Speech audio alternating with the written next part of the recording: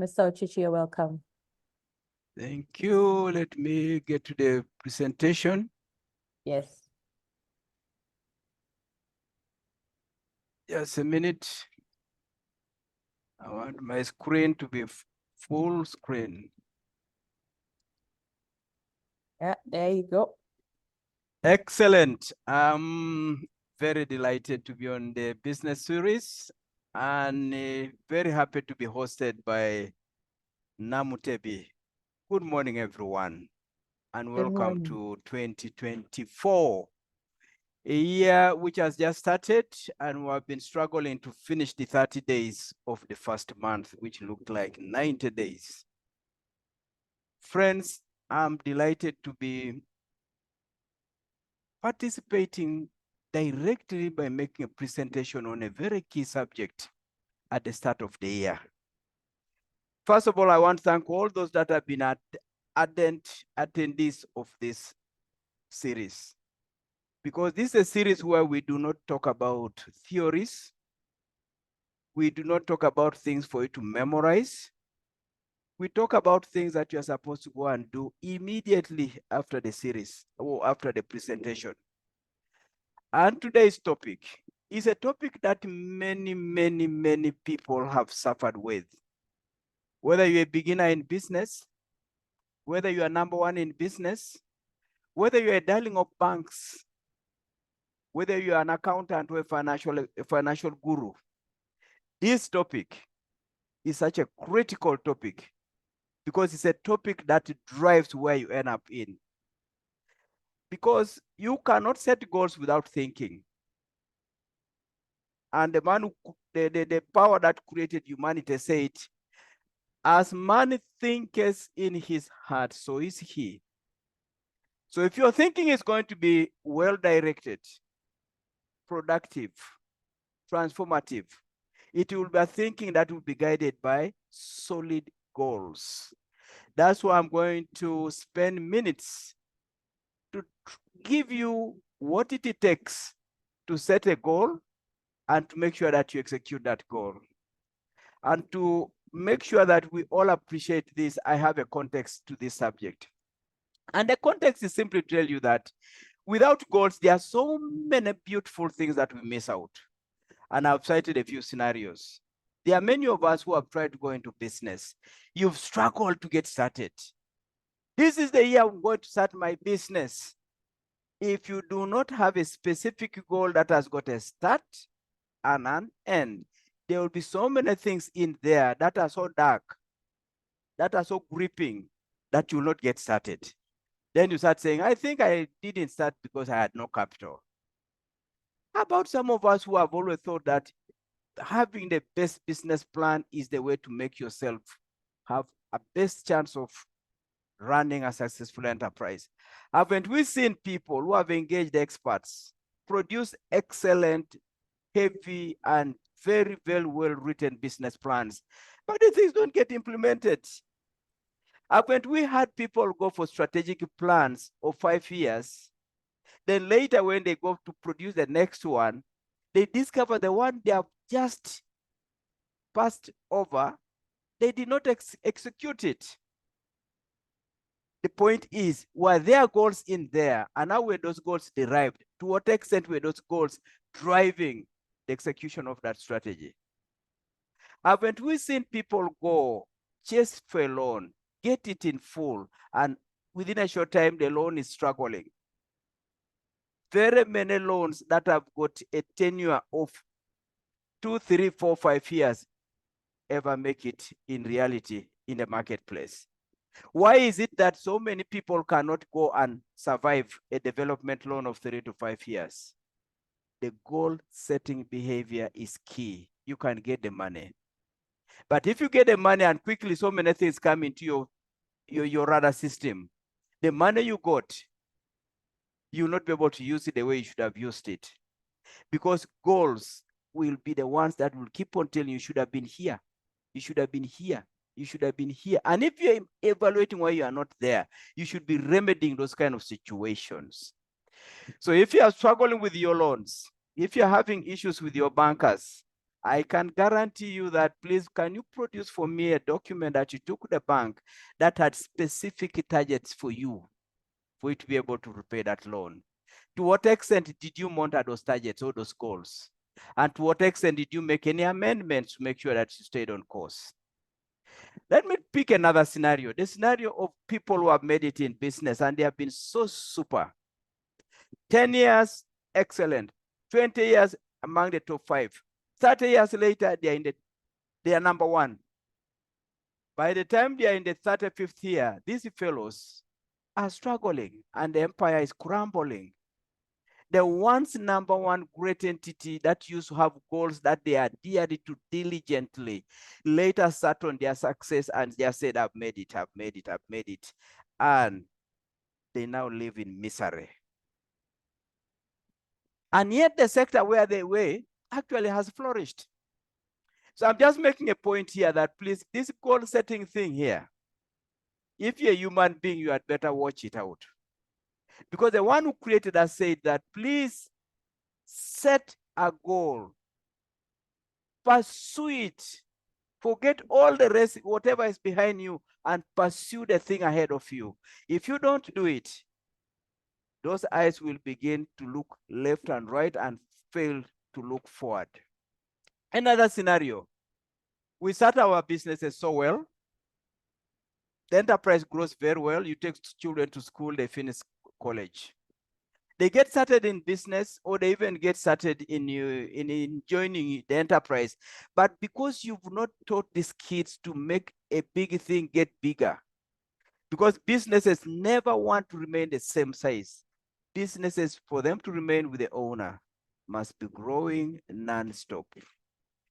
If the one who has built a family enterprise has not been bringing the young generation to see how to set goals to make the empire continue to grow non-stop, that enterprise will not cross to the next generation, and the brand will go away with the one who started it. Let me put it in short. The late Mulwana put it in very beautiful way. And if you look at the 3 things that he says are the common causes for enterprise failure, Mulwana said those 3 things are unplanned diversification. How do you run a huge poultry enterprise with all its attendant challenges and budget issues, and then you start a huge multi-square mile, probably avocado enterprise, and then that avocado enterprise takes so long to take off and it begins to feed on the mother enterprise? Unplanned diversification. Inside there was defective goal setting. To what extent should you be able to diversify into transport, hotel, whatever else you want to go into, without necessarily killing off the cash cow? The second thing Mulwana about is lavish lifestyle.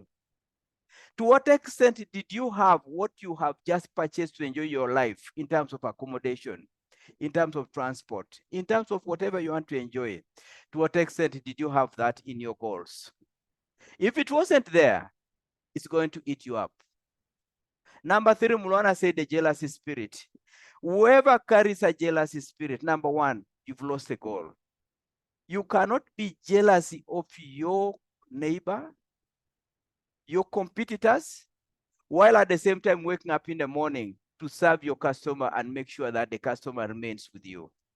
So if you look at the 3 things that Mulwana summarized and said, these are the major causes of enterprise failure in African context, you find that embedded in those 3 things is actual poor goal setting.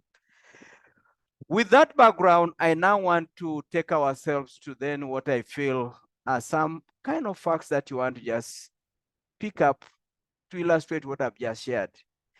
I've already made a point that the key differentiator between Africa and the rest of the races is not necessarily that the African continent is not blessed with resources. We have the resources. But if you are not going to make sure that the resource you had yesterday is going to be better today, better next year, better 10 years from now, better much later from now, then that resource is going to become a big, big, big, big wastage in your own hands. And we have seen it in some of our African countries. The other thing that I want to add is that in our African setting, we have also seen the challenge of successful enterprises, that I put successful in quotations, in quotes. In other words, I'm not a believer that there's a certain level of success that's now called complete and done. The journey of an entrepreneur is a journey of unfinished business all the time. But nonetheless, once an entrepreneur in an African setting makes a grade and you're among the most respected in your community, the biggest challenge you are likely to face is how to differentiate yourself, who is now being recognized, as opposed to the enterprise that is delivering the solutions, which must continue to have certain systems, certain structures, certain resources. To what extent are you going to make sure that those resources are going to exist despite the praise and recognition that you are receiving? And we do receive these recognitions, and they tend to cloud our thinking because in our environment, there are not many successful stories. Any one story that makes the grade and breaks out of the crowd, we recognize you, and you deserve to be recognized.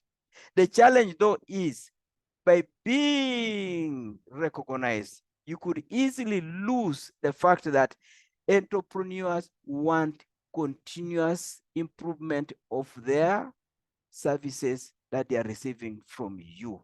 For you are thinking that what you did yesterday is what you must continue to repeat. Competition is coming in. They are copying what you did. Competition is coming in. They're improving what you did. If you continue to receive the accolades and don't set goals to keep yourself stretched, to keep yourself ahead of the pack, then that modest success is going to be your detriment. But on the other part of the story is the poor people in our own midst that we have seen, who have tended to say, you know, I'm like this because I don't have capital.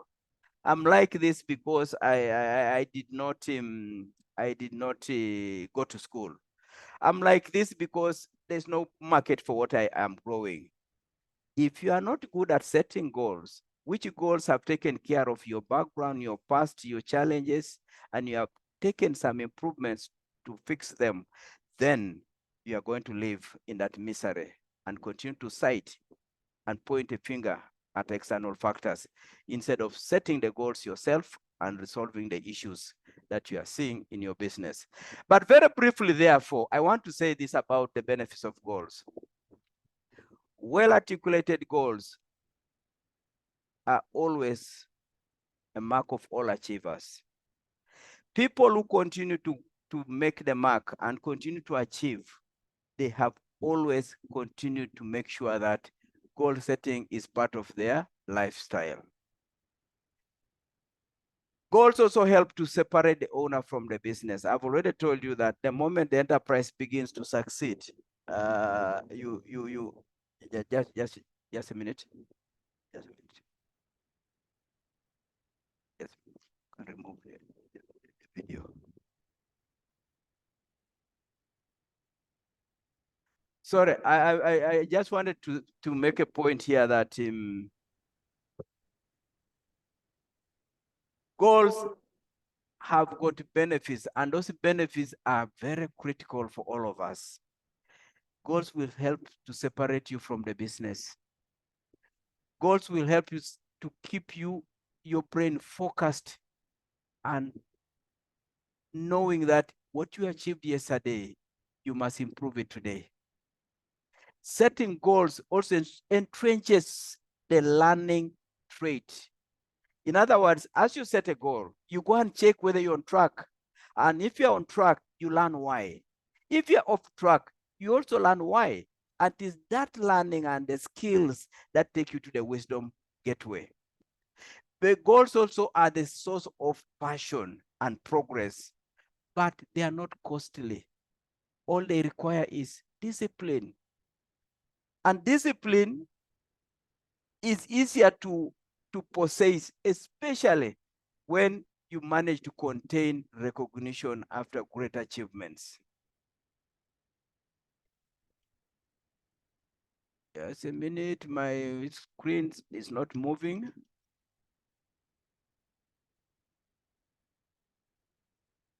Why is this not moving?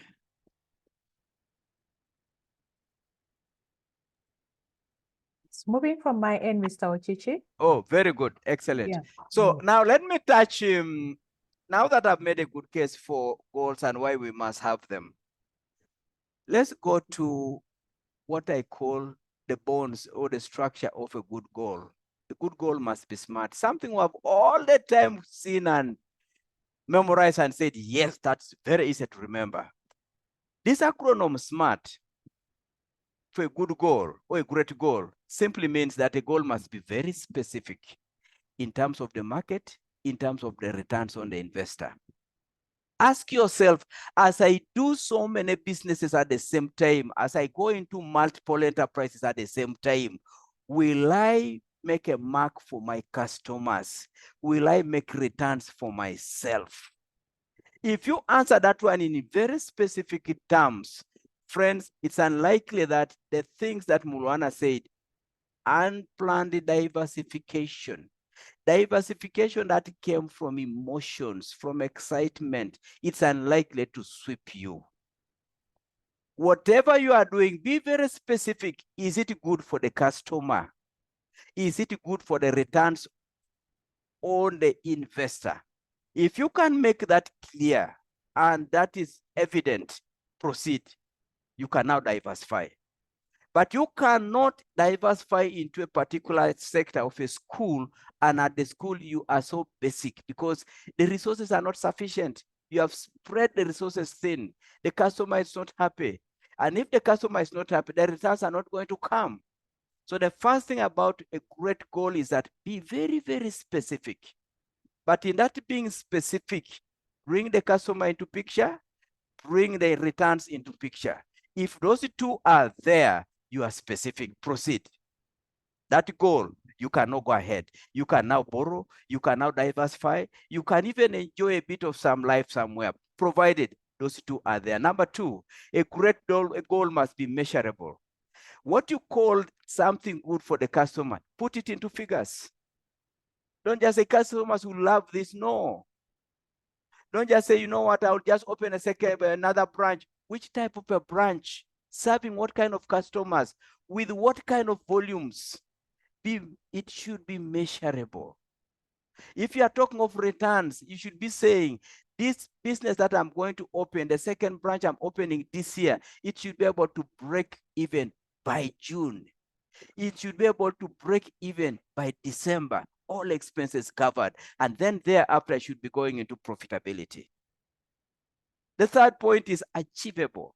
It should be something that will stretch you so that when you finish it and you say, yes, this was great, this was wonderful, you can now say, aha, I think I put my all in. And when I won that challenge or that goal, I can now celebrate and mark it with a lot of joy. Friends, today is the day for receiving PLOE results. Some of you start for your PLOE 10 years ago, 20 years ago, 30 years ago. Let me tell you this. Those who made excellent grades, close to a 4, close to a 5, close to a 6, they remember those figures in detail. Those who were too casual about their exams, about their achievements, about their goals, they would just say, I got a grade 3, I don't remember what aggregate. Something achievable that touched your heart, that it brought your sweat out, is something that will remain memorable. So please head for an achievement, which achievement will remain etched in your brain, in your heart, and that will be the kind of a goal you can say it was brilliant. Some of you may have watched a match during this Premier League season where Liverpool and Chelsea had 4 goals each. It was a breaking encounter of 2 giants. By the time it was ending and it was 4-4, everyone said, what a match, what an epic game for the season. Something that will stretch you, something that will leave you saying, I must punch into the air and say, I did it, I did it. That is what we call a great goal. But let's go to number 4 part of the acronym, realistic. Realistic simply says, yes, this thing is achievable, but really, is it the way we have used, is that a realistic way of achieving it? And I will illustrate this. Do you know that you can actually have 3 businesses?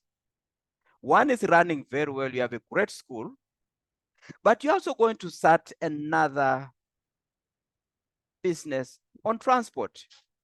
Now, on transport, you are going to start with immediately 5 buses, and you put them on long distance, Kampala, Gulu. But you have got a great school in Kampala. What have you done? You have gone into these 2 businesses, the new one, using a loan. And the loan came because you had land titles, you had a school that was running, and the bank is saying, because of that, we are now going to give you a loan to go into new business for which you do not have to put any equity into it. And then bang, they give you 5 buses.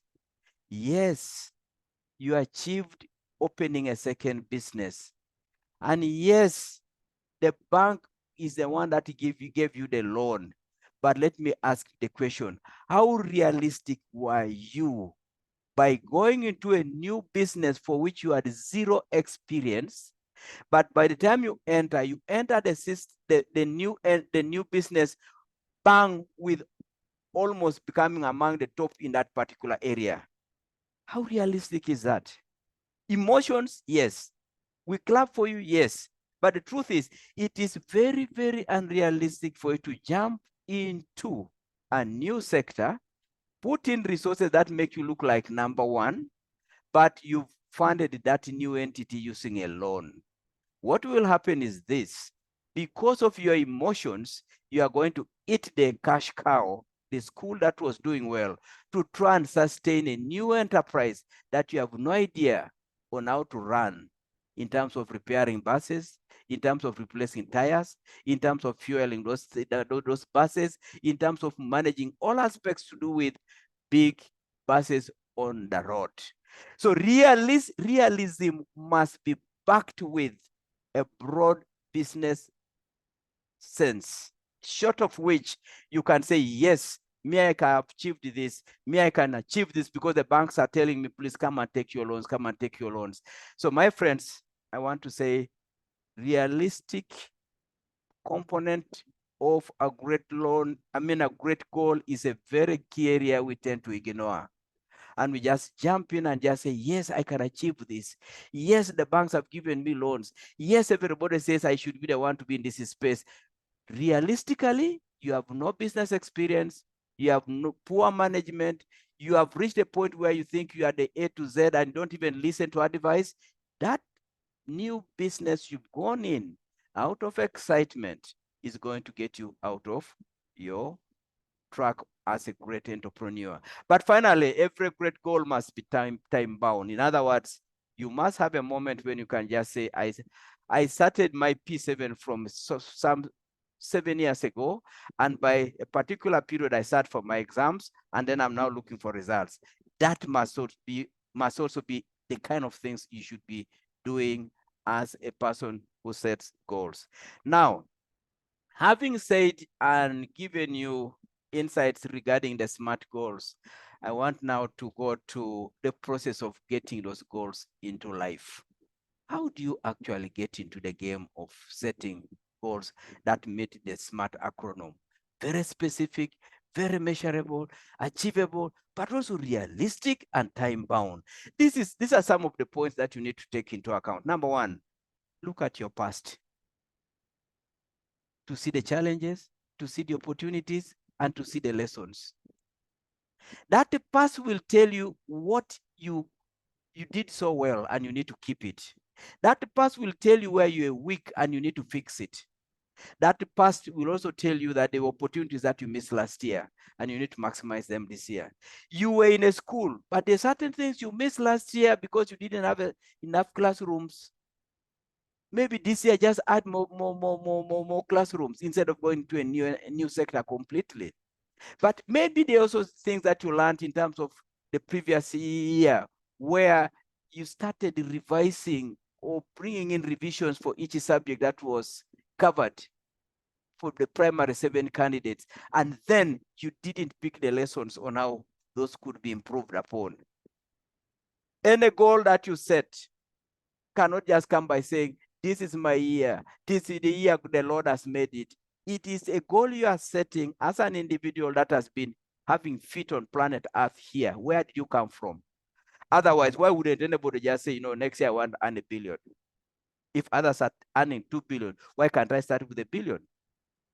You need to take off from where you came from.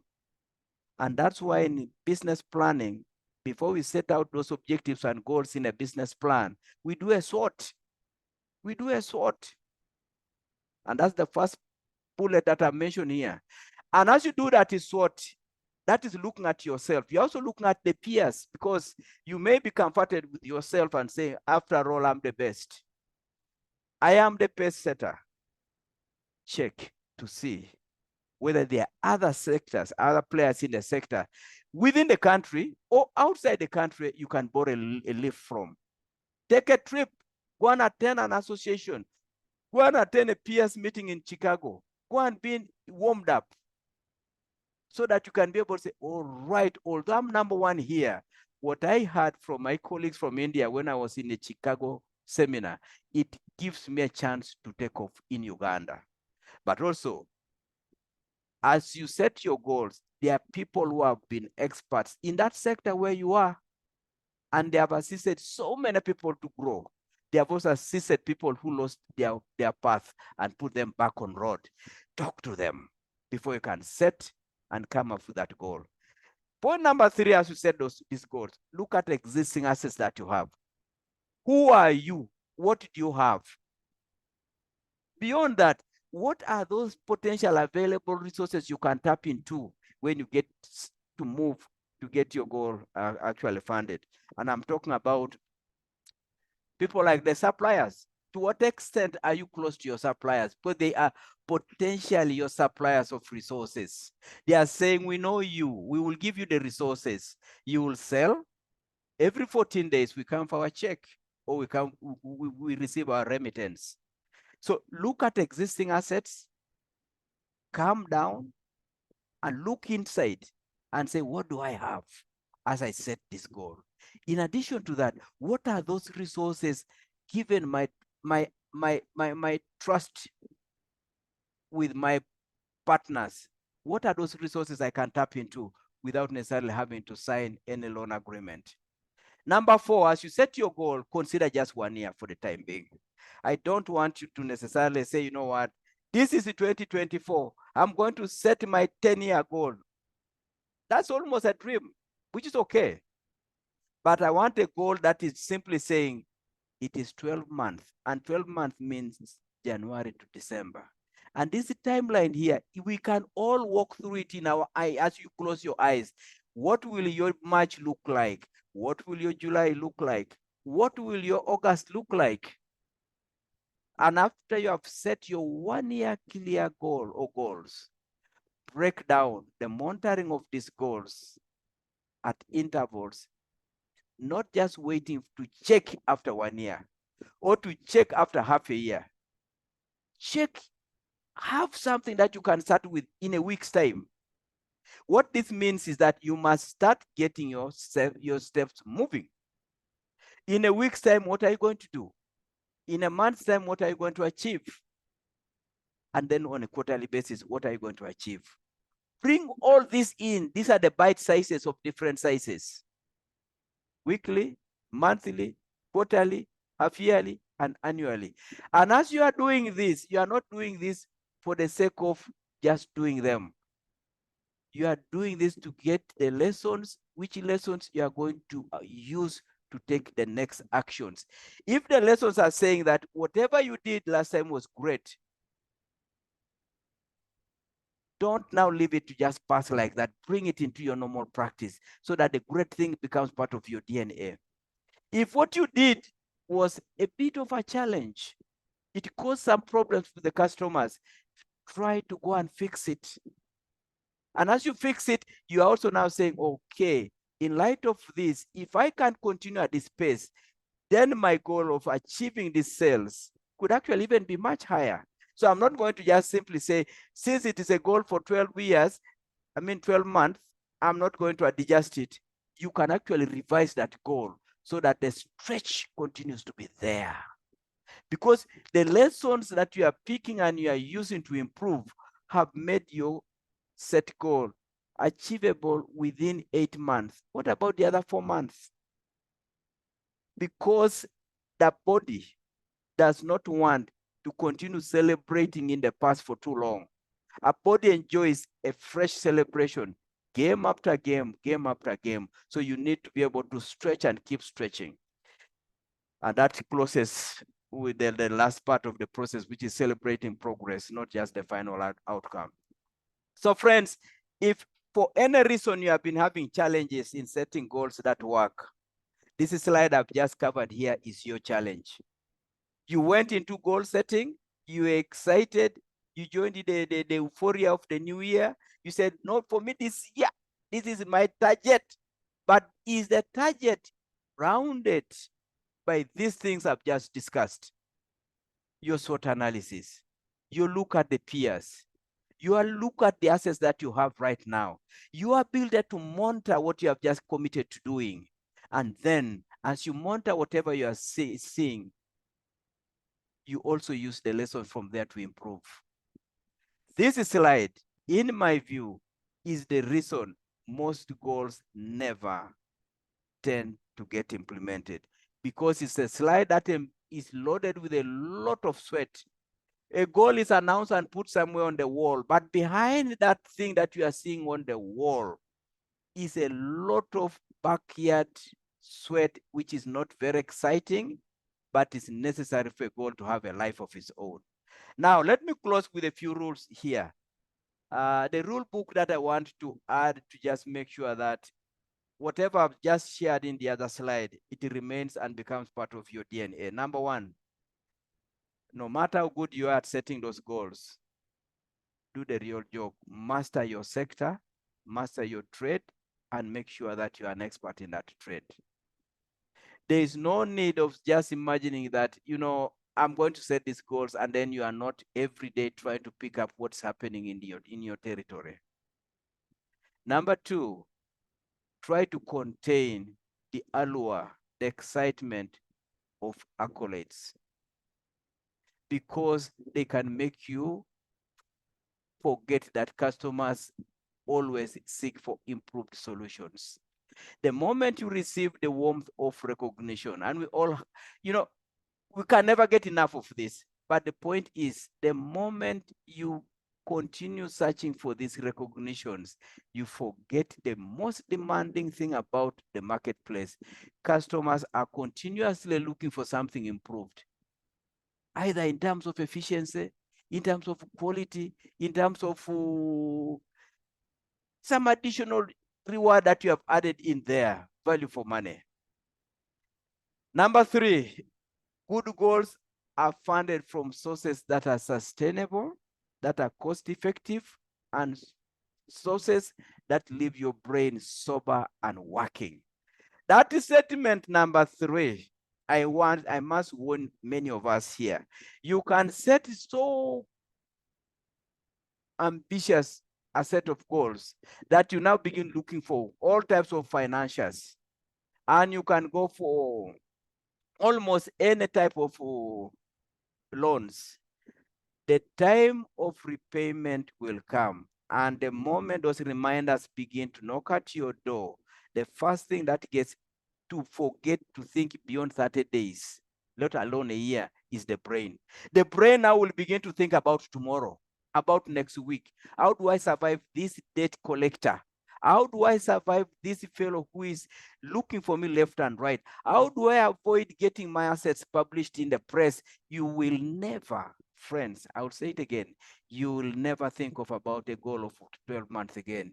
You will be thinking of who else tomorrow can give me some money that I can use to try and sort out my pain of today. 4, avoid those resources that require and that come from uncertain external sources. Set your goal fully aware that it is you and yourself, it's you and your enterprise to get the goal implemented. Any other partners should come on board on the basis of trust and your track record. And certain external resources promised by government, promised by relative, promised by donors, promised with whoever will disrupt goal setting. Because all the time you are saying, I would have now reached this, but then the money has not come. I would have reached this, but then the money that has come is smaller than what I expected. Number 5, moderate your appetite for commercial loans. I can never be as so emphatic on this point as I should be, because bankers, for us bankers, and Ocici is one of the people who has been in the banking sector for long. For us bankers, we look at anybody in the territory where we are who is making some bit of a mark, and we will come to you, whether you have a loan or you don't have a loan, we shall still say, please, we can give you additional loan. Please, we can make our loan a little bit cheaper. Please, our loan has got a grace period of this kind of amount. To what extent are you in need of that loan? To what extent have you considered the cash flow that comes with that loan on board? To what extent are you aware the 2 things I talked about when you are setting a goal, customer satisfaction, as well as returns for the investor? To what extent are those taken care of as you run for that commercial loan? Number 6, watch the tongue and be selective on the kind of friends that you move with. Because, you know, the moment you speak, invariably, your brain is wired to go with that kind of speaking. And because of that, you find yourself jumping into kind of things that you have not fully processed. So the talking in terms of great things, things have gone so well. Talk so well, appreciate it, but quickly start saying, to what extent are these great things serving my customer? To what extent are these great things improving the returns on my investments? But most importantly, the people you move with. It is impossible to move with people who are always dejected, negative. People who are always saying, for my leave it all to God, and you expect yourself to set a goal that requires you yourself to set the path. Finally, another point I want to close with here is get used to evaluating progress, picking and applying lessons non-stop. This is dull, but it's important, and it's what people who are great do behind the scenes. We never see them doing these things, but this fellow that you see in the open coming with beautiful things, greeting people with the bravado, the fellow behind the scenes is doing the nitty-gritty of evaluating, picking lessons, applying lessons, and doing them non-stop. Evidence that you have picked this habit. Number 1, you sacrifice all the other aspirations for the sake of your goals. You tone down. Number 2, the goals then begin to dominate your speech endlessly. You are mad. You are almost saying everywhere you are moving, as you move, you are only concentrating on achieving the 2024 goals. Number 3, evidence 3 is resources, including your precious time, will be put into that goal's achievement. And then number 4, you will always be evaluating progress of your achievement and using the lessons therefrom to get better non-stop. The other evidence, which is evidence number 5, that your habit of goal setting is taking root, is you will begin to cause conversations amongst your peers, amongst your competitors, and even conversations amongst the fellows that Mulwana call it the jealousy. These fellows will start talking about you because you are relentless. People will now talk about Man City. People will now be talking about Arsenal. People will be saying this Brentford is beginning to cause problems. And finally, partners and staff will also join you on those goals. If the partners and your staff are clearly not together with you, there's some work you still need to do to make sure that those goals work out. Finally, as I close, and I close because this quotation here is appropriate for the power of a goal. Goals are like your inner power. And this quotation goes like this. When an egg breaks due to a force from within, life begins. A chick breaks out. But if the egg breaks due to a force from outside, the life ends. So friends, as you look at your goals for this year, you need to learn to direct them, not to receive them from anybody, not to be given by a bank, not to be given by anyone. That is the direction you need to take. Let them germinate from within, because if they do, the results they deliver are phenomenal and are immense. Thank you so much, and have a great 2024. Thank you very much. Thank you, Mr. Ocici. You end on a very profound note of introspection and also stating the fact that we have to sit down somewhere, look within ourselves, and find those goals from inside and ignore all the external pressure. Thank you so much for that enlightening session. I've been sitting through it and thinking about the goals that I had set earlier. I wish this session had come earlier, but it's never too late. We have about 6 days to end January, and we can still go back and revise those goals. Very true. Yes, I have learned that the most important thing in business is, especially for this market, Mr. Ocici, you speak with evidence from the entrepreneurs you have watched on this market. We need to be grounded. We really need to be grounded. We need to be smart, and we need to set goals that are measurable. With small achievements we can achieve in a day, in 3 days, in a week, so that we can stay on track. Those are things that I have noted. My mind is breaking. Yes, those are the things that I have noted. So I feel energized. I feel empowered. I am grateful to you, Mr. Ocici, and the whole family of people who are on the call this morning. We are 157. Yes. Thank you so much for joining, and please stay with us for the rest of the year. Now I'm going to invite some questions. I'm going to invite some questions as Mr. Ocici was presenting, and I think it's going to be my first question to him is that, so what happens when things go wrong? I know you touched a bit on that, but 12 months is a long time, Mr. Ocici, and we do not know what's going to happen. But there are so many disruptions that are outside of our control in the external environment. What happens when things go wrong?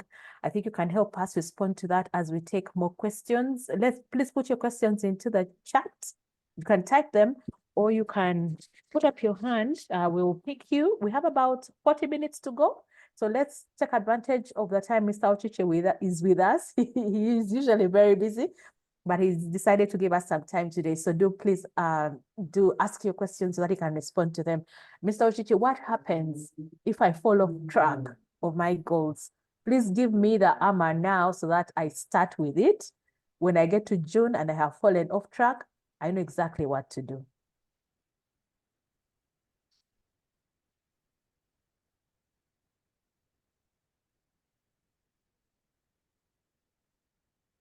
Okay, I think Mr. Ocici is muted. Is he there? I'm on, yes. Yes. What happens when things go wrong? When I fall off track?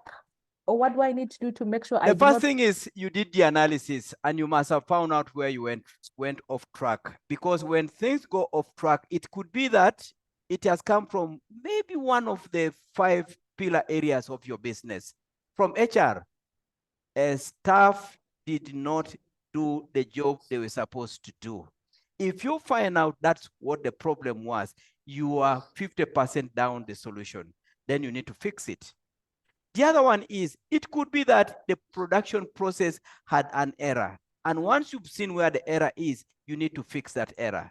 It could also be just that, you delayed to get the financing. You mishandled your working capital. And because of that, you now need to work on that aspect. Things will never be exactly as you'd want them to go. But the most important thing is find out what went wrong. You had a school, you expected to get the 10% division 1, the rest division 2, only to see that only 2% are in division 1, the rest are in division 2 and division 3. Go and check where did you miss the boat. Because most likely, somebody somewhere, as I said in the study, in the analysis, I said, look at what's happening with your peers. Talk to the experts in the sector, and you'll be able to fix where your misstep took place. So the key point is remain open-minded, remain a learner, avoid finger pointing, take responsibility, and pick up the pieces and go at it again. Because I always say this, action is equal to results plus skills. Results did not come out well. Why? But you got the experience, the skill. Now you go and fix that negative aspect. You never quite lose out when you have taken an action. The point is, learn from every result that you get out of your actions. Thank you. Yes, and when you say that, Mr. Ocici, it means that we need to understand how our businesses run so that we can be able to do the diagnosis, like you have said. Great. So if you have a question for Mr. Ocici about the presentation this morning, it's about setting goals with insights that are unique to the Ugandan market. I don't think this presentation would really apply to other countries because we have our own unique challenges and insights. These ones are just perfect for us. We have Gobolo Kirunda. Kirunda, please. My line has dropped again. I think I can get you, Mr. Ocici, on. Mr. Kirunda, please. You can hear me? Yes, I can. Yes, I can. Because now I can't hear Belinda. I can hear you, Mr. Ocici. I can hear you, sir. Okay. Mr. Kirunda, can you ask your question? Yes, thank you, Belinda. Yes, now just come on. Yeah, thank you, Belinda, and the Belinda? Yes, Mr. Ocici. Is there some specific question that I missed? My network is a bit unstable. No, you're just on time. Mr. Kirunda is asking his question right now. You can now repeat it for me because now I'm not getting Belinda. Can you hear me? Yes, we can hear you, Mr. Kirunda. Please ask your question. Okay, thank you. I would like, first of all, to appreciate Ms. Ocici for that very, very insightful presentation on goal setting. Mine is really, I would like to get comments from Mr. Ocici about, about the involvement of peers in as far as goal setting is concerned. If I'm setting my goal, is it advisable to subject it to the reviews of peers? If it's a family goal, wouldn't it be good to involve stakeholders like children, my wife, in this, to have input into setting my goal? And the same applies to business or personal goals. Thank you, Dr. Ocici.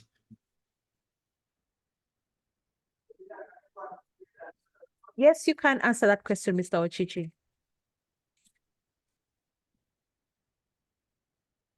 Yes, you can.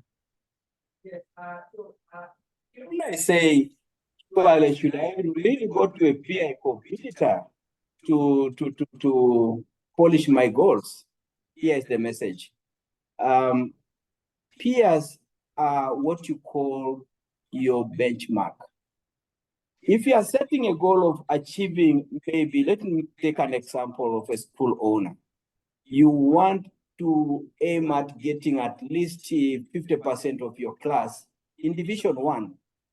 You ask yourself, to what extent is this a stretching goal?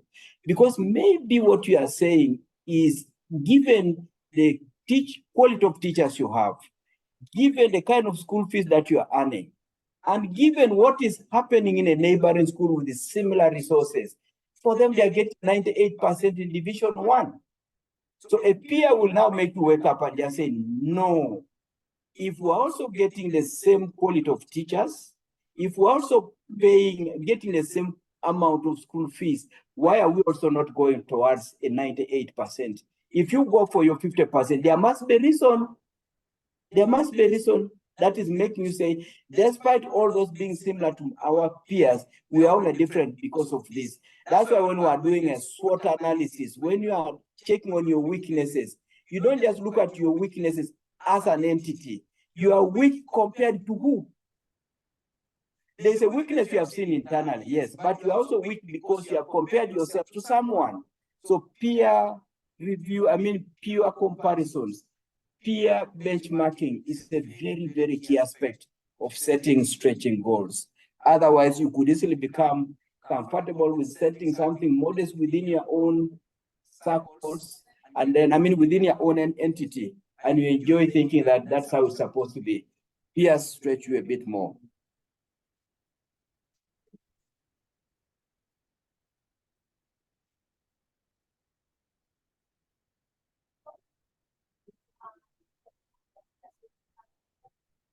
Belinda?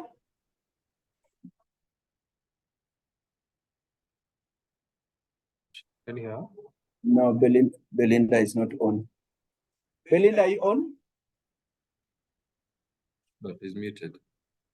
Oh, okay, sorry, I am on now. Okay, now yes. Yes. Sorry, yes. Great. So let me look through the chat and see. Oh, sorry, yeah. So if you have a question, please raise your hand.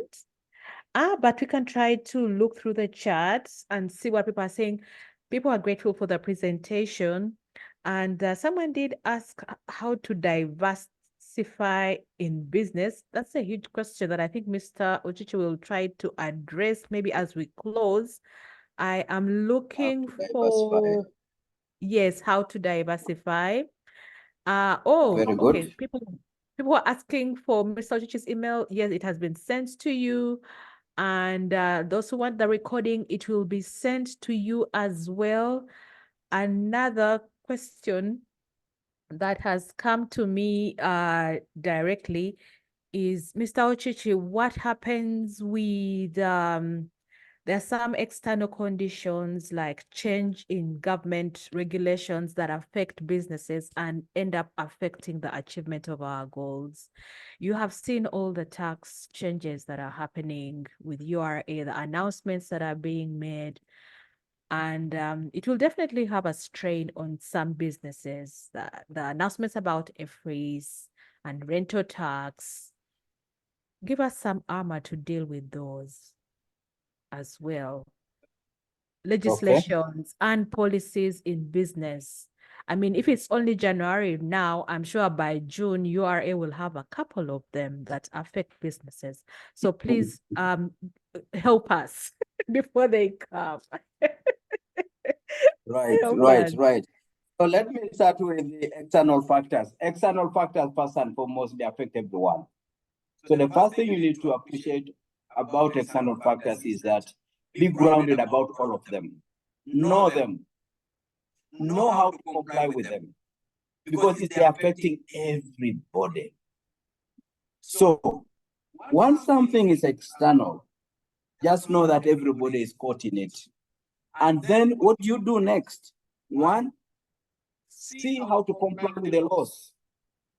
But two, if the law is now affecting your profitability, you do not necessarily have to pass the entire pain to the customer.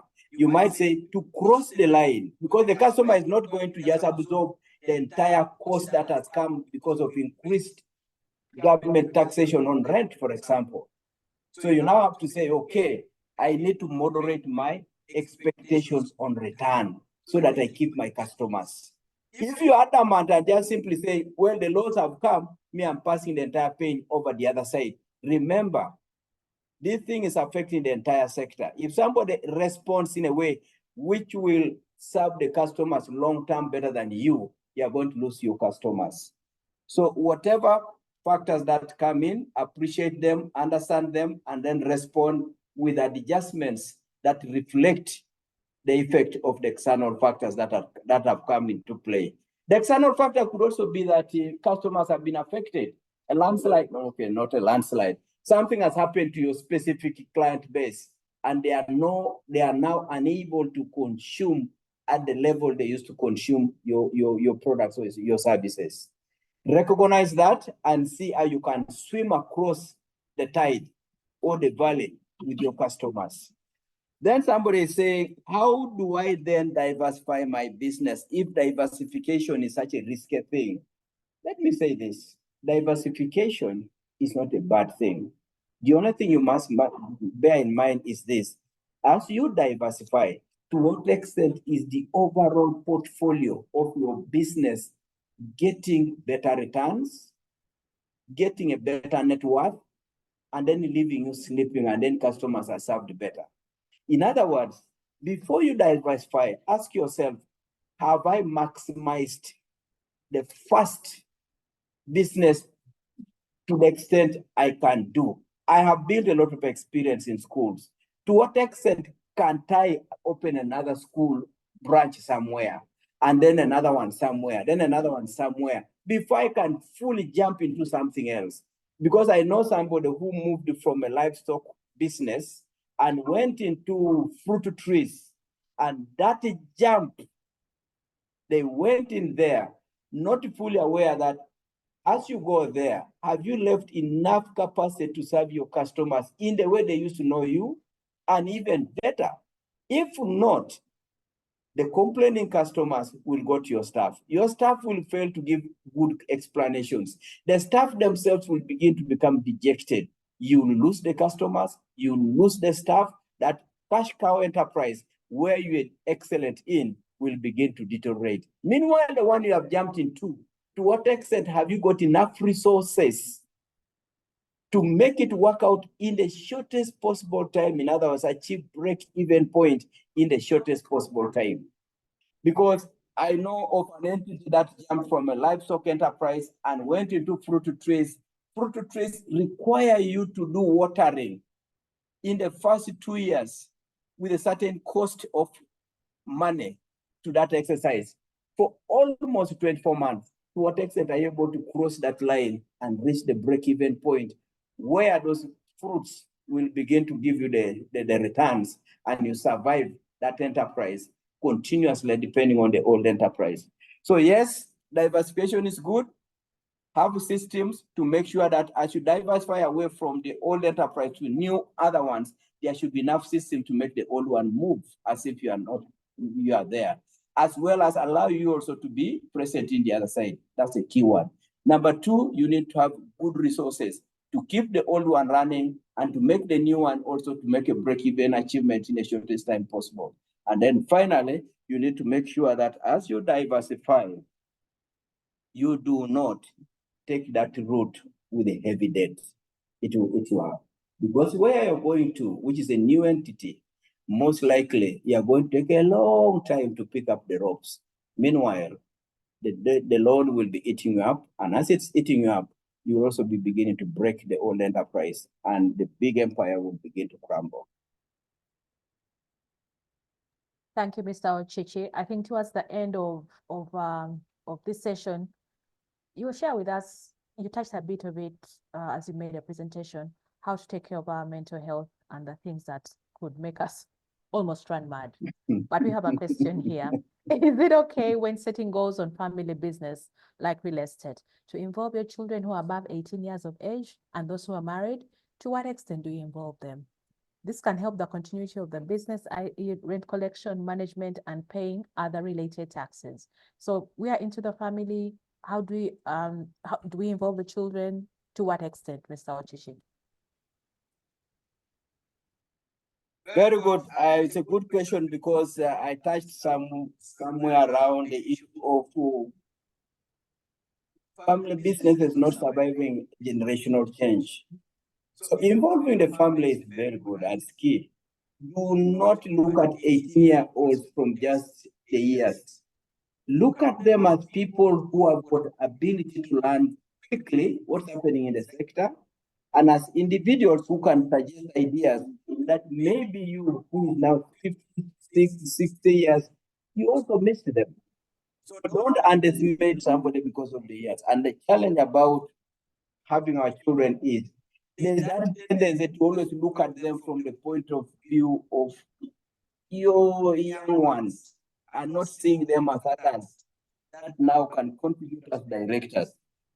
The earlier you begin to share these aspirations with family, with children, the better for the children, the better for the business, because children who take over an enterprise that has grown so big and has got operations that are so large, and suddenly they are thrown into the race to take over the enterprise, they are going to struggle. You'll have done a lot of disservice to those children.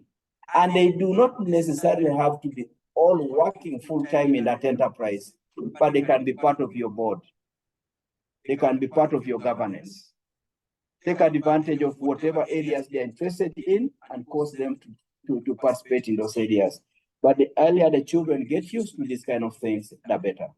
But fully aware that even your own children will later be able to start their own businesses. And those businesses, you should be able to bless them. So do not try to say, this is a family enterprise, all of you please come right into this one. Those children will pick a lot of lessons from what you've done, and they might be able to start something totally different in another sector. Bless them and let them continue. Okay, thank you, Mr. Ocici. Dickens, your hand is up. Please unmute your microphone and ask your question. Dickens? Dickens Aseu? Thank you, team, including Mr. Ocici, Charles. Dickens Aseu is my name. I so much deal in seed sector, located in the eastern part of Uganda. I have just a question besides goal setting. I manage agribusiness entity and with huge stocks right now with a portfolio of about 250 million, 300 million. Now I happen to get recently a contract of near about 100 million, and the delivery period is 1 month. Though right now I don't have liquid cash at hand, so what would be your advice? Do I have to go in for invoice financing, or I forfeit the contract since I don't have money? Usually, because I've always been following you the last time in Hotel Africana, where I discovered that debts are really not good if they're not managed well. Please advise me. Thank you. Mr. Aseu, you need to clarify. Yes, Mr. Aseu, you said in your first submission that you have seed stocks of 250 million. Am I right? And the contract is for 100 million. It looks like your stocks are more than able to cover the contract. I don't understand the reconciliation there.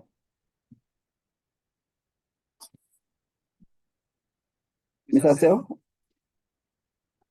Yeah, you're right. But right now, the stocks I have, I cannot liquidate because it's still off season up to March. But now the contract that I've got is immediate. What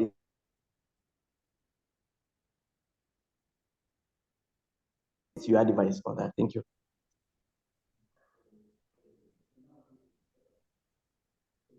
I really can't get this. Maybe we can discuss on phone, because if you've got a stock of seeds of 250 million and you have a contract that requires you to supply seeds worth 100 million, this would be an opportunity to draw down on your seed stocks through this contract, and you'd still be left with some seeds.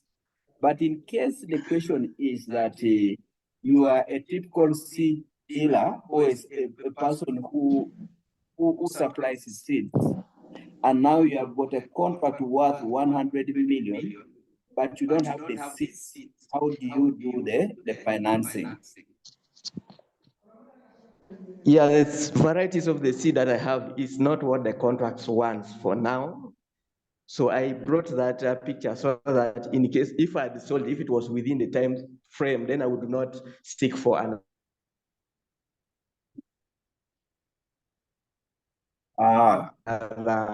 external Mr. financing. Ocici, I think I understand his question. You know, because he's in the industry of seeds, he must have got a contract and he is 400 million. alive to the opportunity. Yes, and I mean, they gave him the contract because he deals in seeds, but the particular supply is not available to him. So, but he has accepted the contract. And many of us do this. You accept the contract and then you start looking for the money, because maybe when you start supplying this client, they will keep coming back. Okay, you build a relationship with them. And now he's saying that the seed for the contract is not available to him. He needs money. So what should he do in stocks? He needs money. Here's my immediate observation. If Mr. Sell has been in this business for some time, and he has been doing some banking, in other words, each time he gets a contract, he supplies the seeds and the money is received through his bankers. The bankers will begin to have a picture of the nature of his business.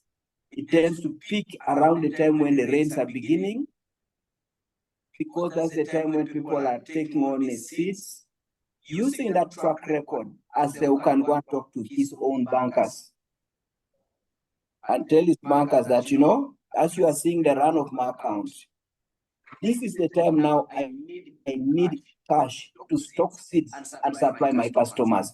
Please give me an overdraft or give me a loan, a short-term loan. Because the moment you have supplied seeds, you are the one who knows the sector. You know when you will be paid by the person you have supplied. You now lock yourself with the kind of a loan that reflects the duration of the contract and the timing of the receipt of your money. So one route is just going to your bankers. Thank you so much. The second route is if you have been getting seeds from particular suppliers, you can now talk to your suppliers and just say, please give me the seeds now. I have a contract. Within the next 4 weeks, my customers will be able to pay me and I will pay you as my supplier. So you can finance that deal using your own suppliers that you have been dealing with in the past.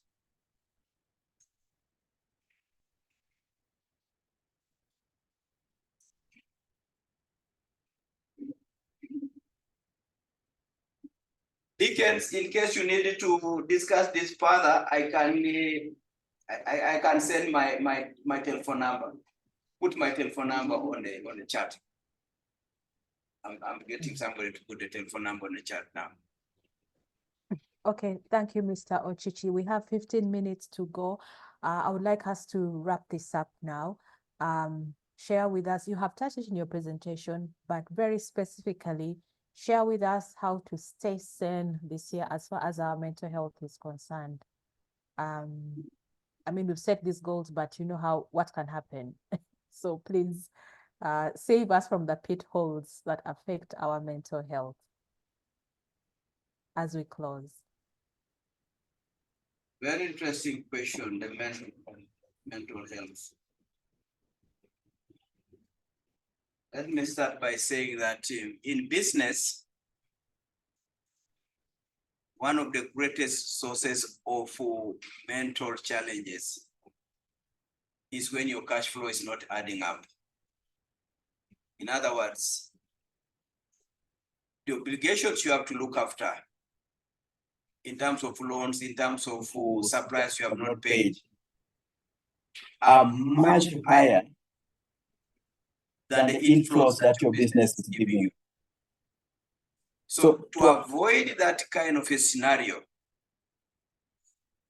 try to limit your commitments. in terms of loans.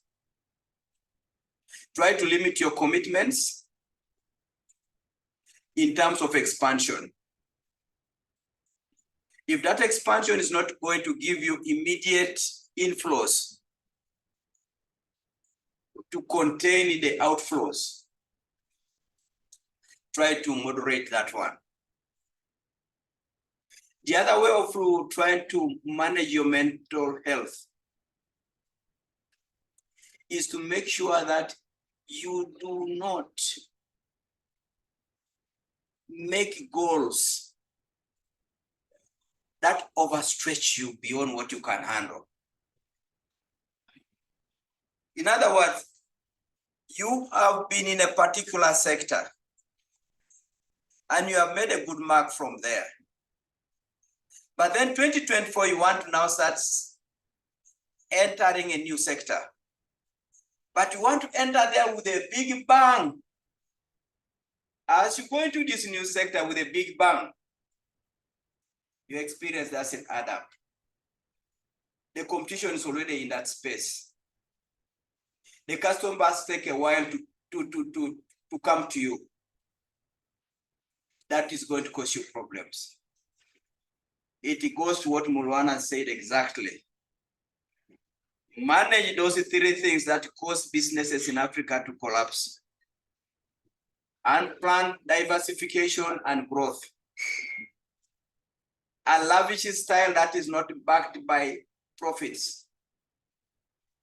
If you are going to get into this kind of things and your lifestyle is going to be sustained by loans, and then it's going to be sustained by you removing resources from the business, you are going to go into mental issues.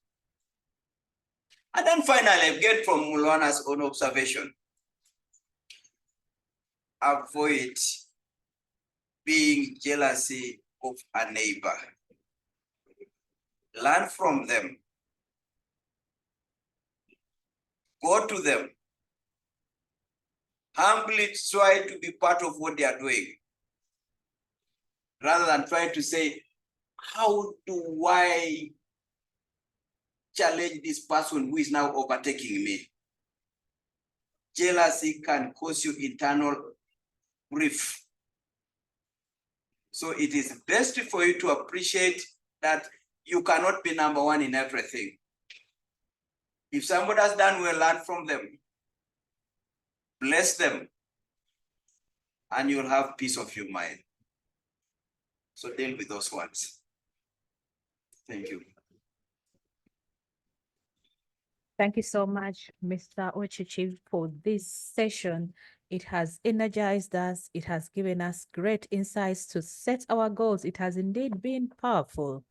Yes, and I am hoping those people who would like to ask Mr. Ocici questions, his number is posted in the chat, 0772699808. Do call Mr. Ocici with your question if it hasn't been addressed this morning. I'm looking in the chat. This is Emmanuel, who is saying, speaking about mental health. Okay, yeah, he's telling us about medical insurance. Now, many of us would like to watch this session again and again, and even share it with our colleagues, our family members, and our friends. We are going to upload it on our YouTube channel. So please do go to the YouTube channel. Those who have asked for it to be emailed, we may not be able to do that, but let's upload it on YouTube so that everybody can access it. Okay, so please do go to the Enterprise Uganda YouTube channel. Just search Enterprise Uganda on YouTube, and you will be able to get a copy of the presentation this morning. Thank you so much for your time. It's 9 minutes to the end of this session, including the question session. It's the recording. Everything is going to be uploaded on the YouTube channel. I don't know if Mr. Ocici has given his parting remarks in the mental health answer, or he would like to say something before we close. Mr. Ocici, have you given your parting shots? I want to say that the day you begin to learn to set goals using the process that we have outlined today, from then onwards, you begin to take charge of yourself. It is the breaking out of the chick from the egg, rather than somebody else coming to give you now what you should do in 2024. Did you know that even bankers are working on their goals for 2024? And they are right to do it. And when they are doing that, they are looking at all their clients and saying, this Mugerwa man last year took 200 million. Let's approach him to take 300 million this year. It is you, the Mugerwa man, to say, Mr. Banker, what you are saying is correct. I can need that volume of resources. But the profits of last year are the ones I'm going to use to cross into that bigger space I'm talking about. For me to take a loan this year, it will not be 200. It will be 100 million. The other money I'm getting it from my supplier's credit. In other words, I want to say it again here. If you cannot work out your own goals that you will execute yourself, life is going to give you those goals and it's going to force you to execute those goals. And it's not sweet at all. And that's why the adage still continues. That if the egg breaks from a force coming from outside, the life will end. Friends, if there is anything that you can work on starting this year, is just to begin to learn that goal setting is not an emotive thing. It is something that changes character. It is something that makes you independent. It is something that makes you disciplined. But the thing about goal setting is, it is done behind the scenes. The person you see walking out of the door is not the person that you can say, he has been doing this at night, he has been doing this, but good goals are goals that somebody walks with at night. He's eating and he's talking, he's having them going through his head. He's driving and the goals thinking is going through his head. Until it reaches that point, you will always find that goals are handed to you from outside. And those goals are going to finish you. In other words, as I close my remarks, whether you want it or not, you are going to have goals. The difference is, did the goals come from inside you? If they did, your future is brilliant. If the goals have come from outside, you have got a lot to do in 2024. Great luck with the 2024 and remain with the Business Recovery Series. Thank you. Thank you. Thank you, Mr.